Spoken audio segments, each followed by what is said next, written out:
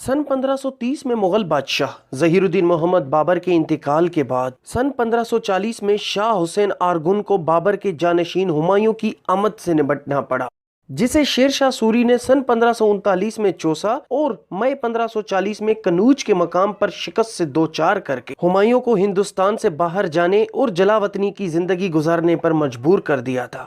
مغل بادشاہ ہمایوں نے اپنے بھائی کے ساتھ لاہور میں پناہ لی، جو وہاں حکومت کر رہا تھا، لیکن خود کو محفوظ نہ سمجھ کر بالآخر ہمایوں نے سندھ کے بادشاہ شاہ حسین آرگن کو ایک خط لکھا، جس میں اس کے والد اور آرگنز کے درمیان خوشگوار روابطوں کے بارے میں آگاہ کیا۔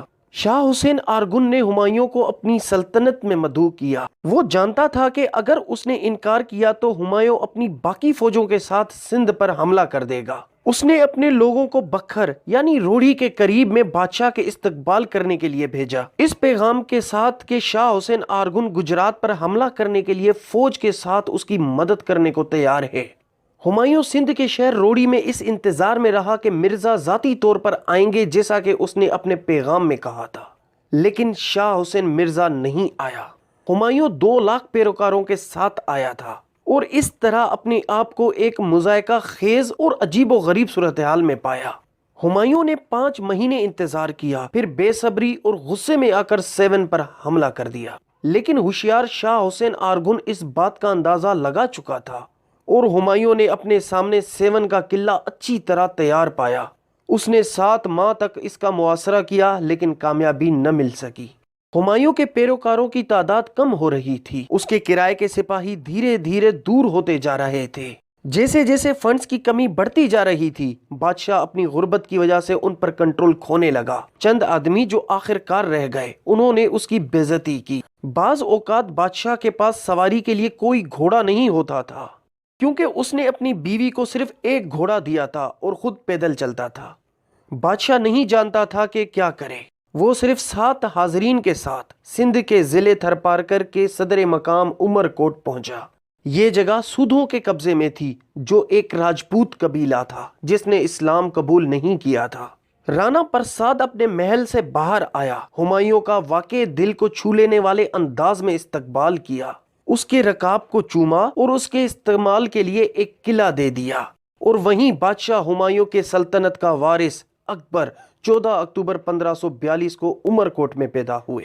ہمایوں نے جلد ہی عمر کوٹ چھوڑ دیا اور جون پور میں رہنے کے لیے چلا گیا، جو دریا کے کنارے واقع تھا اور اپنے خوبصورت باغات اور ٹھنڈی ندیوں کے لیے جانا جاتا تھا۔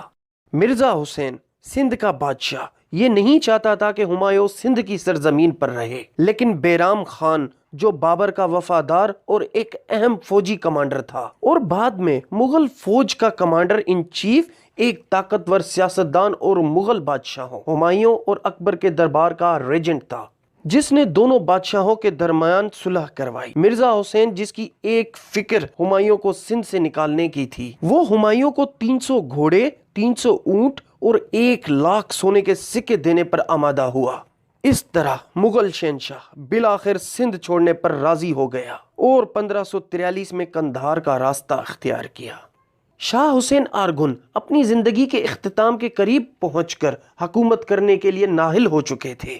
اس وجہ سے سندھ کے رئیسوں نے مرزا محمد عیسیٰ ترک خان، جو ارغونوں کے ایک اعلیٰ شاخ کا رکن تھا، ان کو سن 1554 میں اپنا حکمران منتخب کرنے کا فیصلہ کر لیا، اور اس طرح سن 1554 میں آرگن ڈائنسٹی کا اختتام ہوا اور ترکخان ڈائنسٹی کی آغاز۔